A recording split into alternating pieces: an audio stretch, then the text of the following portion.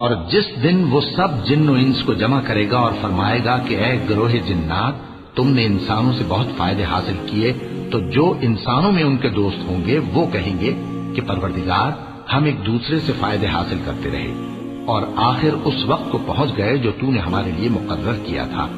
اللہ فرمائے گا، اب تمہارا ٹھکانہ دوزخ ہے، ہمیشہ اس میں جلتے رہو گے مگر جو اللہ چاہے،